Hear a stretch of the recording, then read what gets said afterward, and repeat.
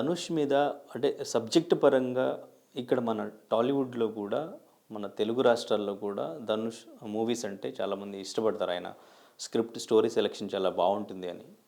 కానీ ఆయన మీద ఎప్పుడూ ఏదో ఒక నెగటివిటీ వస్తూ ఉంటుంది. ఏదో ఒక రూమర్స్ ఆర్ సంథింగ్ అవి నిజమా కాదా అనేది తెలీదు గానీ, ఏదో ఒక వివాదాల్లోకి ఆయన వస్తూ ఉంటారు. సో, రీసెంట్‌గా 'నయనతార' విషయంలో ఆయన 10,00,00,000 డిమాండ్ చేయడం 3 సెకండ్ల క్లిప్ కోసం ఇది చాలా వైరల్ అవుతూ వస్తుంది. సో, ఏం జరిగిందంటారసలు? 3 సెకన్ల క్లిప్ కూడా వాళ్ళు సినిమాలో నుంచి వాడుకోలేదు. ఆ షూటింగ్ టైంలో వాళ్ళు షూట్ చేసుకున్నటువంటి వాళ్ళ పర్సనల్ కెమెరాతో వాళ్ళు షూట్ చేసుకున్నటువంటి కంటెంట్‌ని వాడారు. అయితే లొకేషన్ వాళ్ళదే. లొకేషన్‌లో వాళ్ళ కెమెరాతో వాళ్ళు షూట్ చేసుకున్నటువంటి ఫుటేజే వాడారు, కానీ దానికి కూడా వీళ్ళు క్లెయిమ్ చేశారు. ఇప్పుడు అతను విఘ్నేష్ ఆ సినిమా డైరెక్టర్. 'నేను రౌడీనే' అని తెలుగులో వచ్చింది ఆ సినిమా. విజయ్ సేతుపతి హీరో. అయితే ప్రొడ్యూసర్ ధనుష్. అయితే ఆ సినిమా ప్రొడక్షన్లో కొన్ని తేడాలు జరిగినాయనేది ఒక ఆరోపణ ఉండింది అతనికి. అంటే వీళ్ళు మొదట చెప్పిన బడ్జెట్ 6 కోట్లు, దాన్ని 12 కోట్లు చేశారు అనేది ఒక గొడవ. అలాగే సినిమా తను అనుకున్నట్టు రాలేదు అనేది ఇంకొక గొడవ. ఈ 2 అంశాలని తను ప్రీ రిలీజ్ ఈవెంట్లోనే మాట్లాడాడు. మాట్లాడి దీనిలో అంటే ఫోకస్ మొత్తం కూడా హీరోయిన్ మీద వెళ్ళిపోయింది అనేది కూడా ఒక ఆరోపణ చేశాడు అతను. ఇది కొంచెం బాధించినాయి వీళ్ళని. అప్పుడు 10 ఏళ్ల క్రితం గొడవ ఇది. అప్పటి నుంచి మా మీద టార్గెట్ చేసి ధనుష్ చూస్తున్నాడు. అందులో భాగంగానే మేము ఎన్ఓసి ఇవ్వమని రిక్వెస్ట్ చేస్తూ లెటర్ రాశారు. ఎవరు రాశారు? ప్రొడక్షన్ వాళ్ళు రాశారు. ఆ లెటర్కి వాళ్ళు రెస్పాన్స్ ఇవ్వాల. వీళ్ళు వెయిట్ చేశారు. వీళ్ళు ఫైనల్గా అంటే వీళ్ళు వెళ్ళి మాట్లాడి ఉంటే అది ఎలా జరిగేదో, మేము మీ క్లిప్ వాడుకుంటాము, మీ సినిమా క్లిప్, ఎందుకంటే అది కీలకం అని వీళ్ళు అడుగుంటే అప్పుడు కూడా వాళ్ళు డబ్బులు అడుగుండేవాళ్ళు. ఇక్కడ వస్తున్న ఇంకొక పాయింట్ తీసుకొచ్చాడు ఒక ప్రొడ్యూసర్. అంటే అతను ఈ విఘ్నేష్కి వ్యతిరేకి, ఆ నిర్మాత. అతను ఎల్ఐసి అని ఒక టైటిల్తో సినిమా చేయాలనుకున్నాడు. ఆ టైటిల్ వీళ్ళు అడిగారు. అడిగితే అతను ఇవ్వలేదు. అయితే వీళ్ళు అతన్ని వైలేట్ చేసి ఎల్ఐసి టైటిల్ అనౌన్స్ చేశారు. ఈ అనౌన్స్ చేసి నన్ను వేధించారు అని ఆరోపిస్తున్నటువంటి ఒక ప్రొడ్యూసరు ఒక పాయింట్ లాక్కొచ్చాడు దీనిలోకి, ఈ వివాదంలోకి. ఆయన ఏమంటాడంటే, మీరు ఉచితంగా నటించలేదు కదా ఆ సినిమాలో, మీరు రెమ్యూనరేషన్ తీసుకున్నారు. అలాగే తను కూడా, విఘ్నేష్ కూడా రెమ్యూనరేషన్ తీసుకునే డైరెక్ట్ చేశాడు, అయిపోయింది. సో ఇప్పుడు టోటల్ కంటెంట్ ప్రొడ్యూసర్ది. మీరు డబ్బులు తీసుకుని నటించినప్పుడు డబ్బులు ఇచ్చి కొనుక్కోవాలి అనే స్పృహ లేకపోతే ఎలాగ మీకు అన్నాడు అతను. సో అలా బేరానికి వెళ్ళుంటే ఎక్కడో చోట తెగి ఉండేది అనేది ఒక అభిప్రాయం చాలామందిలో ఉంది. అలాగే ఇక్కడ ఇంకొక పాయింట్ ఉంది. బాలసుబ్రహ్మణ్యం ఇతర గాయకుల మీద ఇళయరాజా గారు కేసు వేశారు. కేసు కాదు, లీగల్ నోటీసులు ఇచ్చాడు ఆ టైంలో. అంటే నా పాటలు మీరు ఎక్కడ పాడుకున్నా రాయల్టీ ఇవ్వవలను అని. అప్పుడు కూడా ఈ అభిప్రాయం చెప్పారు చాలామంది. ఏం చెప్పారు? మీరు ప్రొడ్యూసర్ దగ్గర డబ్బులు తీసుకుని ఆ సినిమాకి మ్యూజిక్ చేసినప్పుడు అది ప్రొడ్యూసర్ కంటెంట్ అవుతుంది కానీ మీది ఎలా అవుతుంది అన్నారు. దాని మీద ఆయన వివరణ ఇచ్చాడు. ఇంటలెక్చువల్ ప్రాపర్టీ అనేది ఒకటి ఉంటుంది బాబు, దాన్ని ప్రొటెక్ట్ చేస్తూ యాక్ట్లు ఉన్నాయి, ఆ ప్రకారం నేను అడుగుతున్నాను అని చెప్పాడు ఆయన. అయిపోయింది. ఇప్పుడు ఈ నిర్మాత గారు చేసినటువంటి ఆరోపణ, మీరు రెమ్యూనరేషన్ తీసుకుని నటించేశారు, అయిపోయింది మీ పాత్ర అనే మాట అన్నాడు ఆయన. అన్నప్పుడు నటన కూడా ఇంటలెక్చువల్ ప్రాపర్టీ అవునా కాదా అనేది ప్రశ్న. ఇప్పుడు ఒకవేళ ఇది కూడా ఇంటలెక్చువల్ ప్రాపర్టీ అయితే వీళ్ళకి కూడా హక్కు ఉంటుంది దానిలో. కాపీరైట్ యాక్ట్ కింద మేము కేసేస్తామని వాళ్ళు లీగల్ నోటీసులో చెప్పారు. ధనుష్ నుంచి 10 కోట్లు అడుగుతూ వీళ్ళకి సర్వ్ చేసినటువంటి నోటీసులో ఉంది అది. అయితే ఇప్పుడు కొత్త టర్న్ తీసుకునే కనిపిస్తోంది, ఒక కొత్త టర్న్ తీసుకునే పరిస్థితి కనిపిస్తోంది గొడవలో. అదేంటంటే ఈవిడ రాసినటువంటి లెటర్ అది పబ్లిక్ డొమైన్లో ఉంచింది ఆవిడ, బహిరంగ లేఖ. ఈ బహిరంగ లేఖలో అతని క్యారెక్టర్ని చాలా ఓపెన్ చేసింది ఆవిడ. ఓపెన్ చేసినటువంటి పద్ధతి అంటే ఇతనిలో కొంత ఈర్ష్య, అసూయ, ద్వేషాలు ఉన్నాయని, అలాగే ఇతను బయటకు ఒకటి మాట్లాడతాడు, లోపల ఇంకొకటి అని, ఇవన్నీ అంటే అభిమానులకి నీతులు చెప్తారు కదా, మీరు ఆ నీతులు మీరు ఎందుకు పాటించరు అని ఒక ప్రశ్న ఉంది దానిలో. దాన్ని సపోర్ట్ చేస్తూ విఘ్నేష్ తన ట్విట్టర్ అకౌంట్లో ఒక వీడియో పోస్ట్ చేశాడు. ఒక పాత సినిమా ఆడియో ఫంక్షన్లో మనం మనుషుల్ని ప్రేమించాలి అని చెప్పి ధనుష్ చేసినటువంటి ఒక ప్రసంగం తాలూకా మొక్క పెట్టాడు ఆయన. అంటే అది మీరు అభిమానులకు చెప్తున్నారు, మీరు పాటించరు. అంటే మీ సహ నటీనటుల పట్ల మీకు ఆదరణ లేదు. అంటే నిజానికి నయనతార కూడా పాన్ ఇండియా స్టారే కదా, తను పాన్ ఇండియా మార్కెట్లో ఉన్నాడు, ధనుష్ కూడా. కాబట్టి ఇద్దరూ దాదాపు ఒకే స్థాయిలో ఉన్నారు. ఇప్పుడు ఒకే స్థాయిలో ఉన్నప్పుడు ఆవిడ జీవిత చరిత్రకు సంబంధించినటువంటి డాక్యుమెంటరీ అది అయినప్పుడు ఒక చిన్న క్లిప్ అడిగితే ఇచ్చుండొచ్చు, ఇంకొంచెం సహకారం చేసి ఉండొచ్చు, ఇంత రిజిడ్గా ఎందుకు బిహేవ్ చేశాడు అనేది గొడవ. ఈ రిజిడ్గా బిహేవ్ చేయటానికి వాళ్ళిద్దరి పట్ల ఏదైనా వ్యతిరేకత ఉంది ఇతనికి, పాత పగలు ఉన్నాయి. ఈ పాత పగలకు సంబంధించిన రూట్స్ వెతుకుతున్నారు ఇప్పుడు. ఈ క్రమంలో ఆవిడ ఓపెన్ చేసినటువంటి లెటర్లో ధనుష్ని రకరకాలుగా ఆవిడ ఓపెన్ చేసిన పద్ధతి, దాని మీద ఒక డిస్కషన్ జరుగుతోంది. సుచిత్ర అనేటువంటి ఒక సింగర్ ఎంటర్ అయిపోయి ఈ వివాదంలోకి అతని సినిమాలో నటించిన ప్రతి లేడీ క్యారెక్టర్ పోషించినటువంటి ప్రతి నటిని వేధించాడు. అంటే అతను 50 సినిమాలు చేస్తే 50 సినిమాల్లో కనీసం 3 పాత్రలు, 3 కీలక మహిళా పాత్రలు ఉంటే ముగ్గురిని వేధిస్తే 150 మందిని వేధించినట్లు లెక్కేసుకోవాలని ఆవిడ ఒక కౌంట్ కూడా చెప్పింది. సో ఇదంతా. రెండోది, ఆవిడ ట్వీట్కి చాలామంది హీరోయిన్స్ లైకులు కొడుతున్నారు. ఈ లైకులు కొడుతున్న ధోరణి చూస్తే, అంటే శృతి హాసన్ కొట్టింది, అనుపమ పరమేశ్వరన్ చేసింది, ఐశ్వర్య రాజేష్, ఇలా చాలామంది వచ్చారు. మలయాళం ఇండస్ట్రీ నుంచి కూడా కొడుతున్నారు.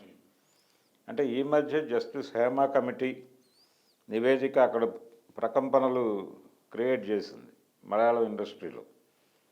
సో ఇది ఎలా చూస్తున్నారు వీళ్ళు అనేది ఒక మలయాళం నటి ఆవిడ ఒక కొత్త కోణాన్ని ఆవిష్కరించింది. ఆవిడేమంటుందంటే, ఇది హీరో సెంట్రిక్ ఇండస్ట్రీ, హీరో కేంద్రంగా నడుస్తుంది. ఇక్కడ ఏ సినిమా హిట్ అయినా హీరోయిన్ గురించి మాట్లాడుకోరు, హీరో గురించి మాత్రమే మాట్లాడతారు.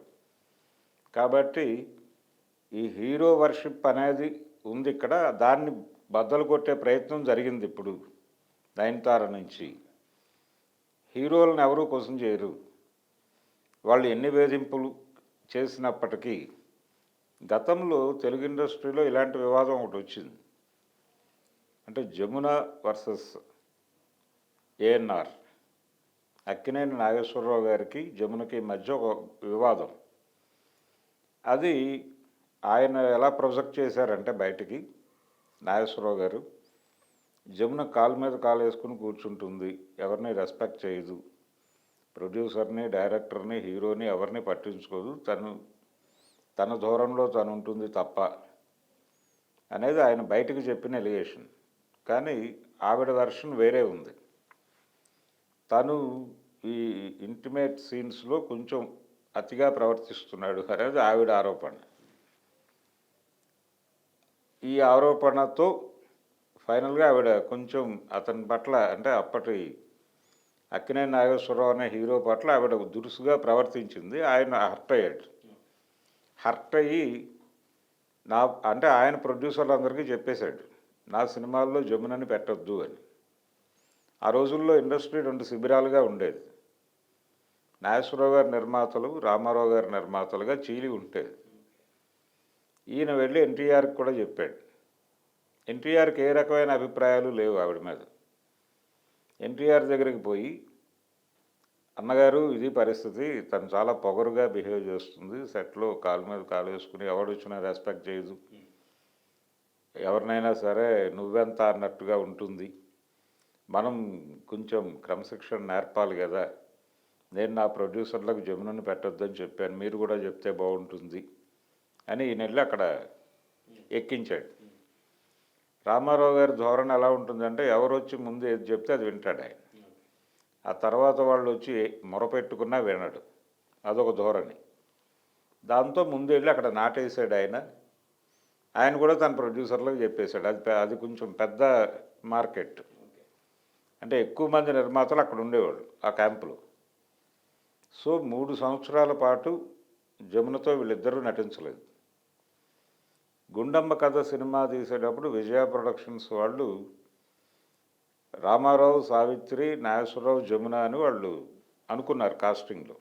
వాళ్ళకి తెలియదు ఈ గొడవ.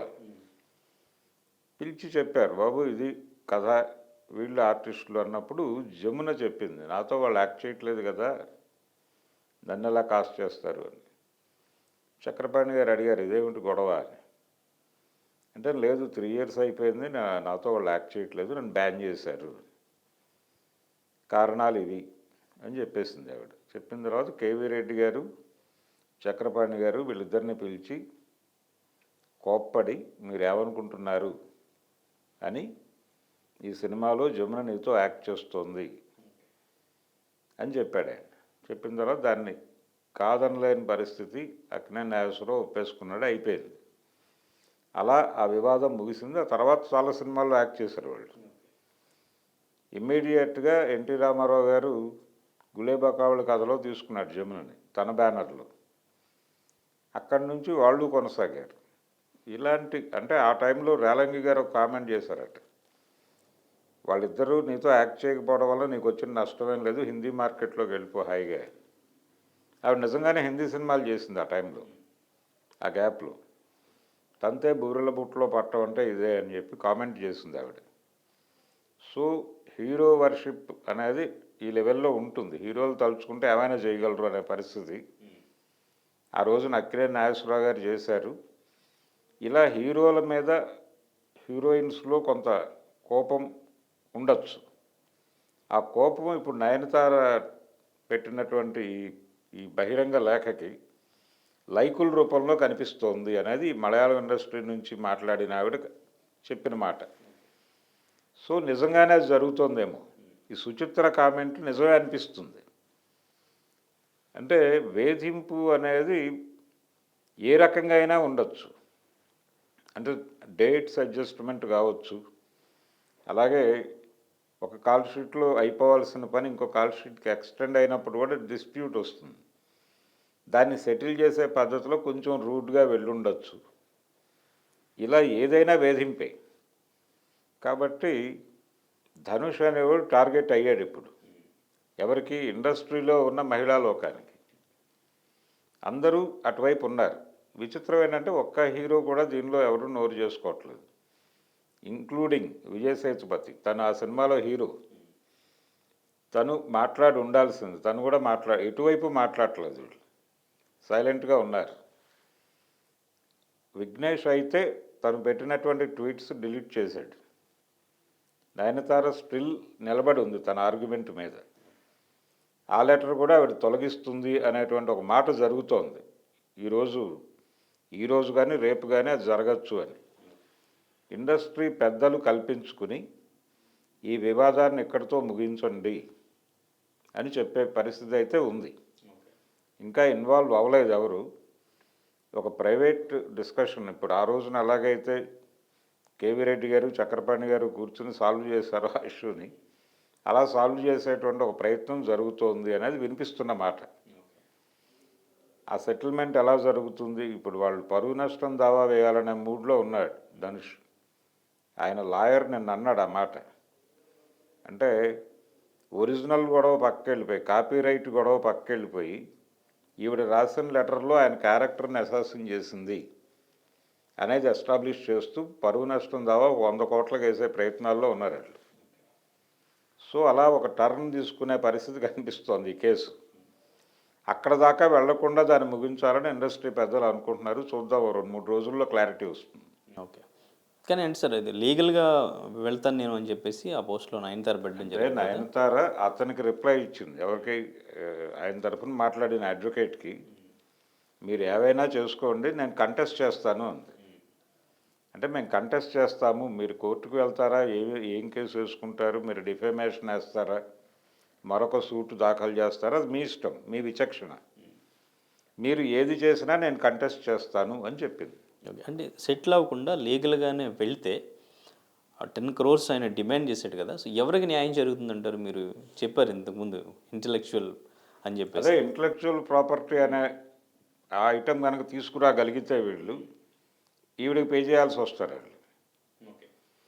రెండోది కాంట్రాక్ట్లు ఎలా రాసుకున్నారు అనేది చూడాలి వీళ్ళు. అంటే నయనతార మీద ఒక ఎలిగేషన్ ఉంది ఇండస్ట్రీ నుంచి, ఆవిడ ప్రీ రిలీజ్ ఈవెంట్స్లో పాల్గొనదు, తర్వాత ఈ ప్రమోషనల్ యాక్టివిటీస్లో ఆవిడ ఎక్కడ కనిపించదు. అంటే ఈ ప్రమోషనల్ యాక్టివిటీస్లో పార్టిసిపేట్ చేసినందుకు అదనపు డబ్బులు ఇస్తారు మామూలుగా, అది అగ్రిమెంట్లో రాసే ఇస్తారు, అది ఇంక్లూడ్ చేసి ఇస్తారు, ఎక్స్క్లూడ్ చేసి ఇవ్వండి అని అడుగుతోంది ఆవిడ.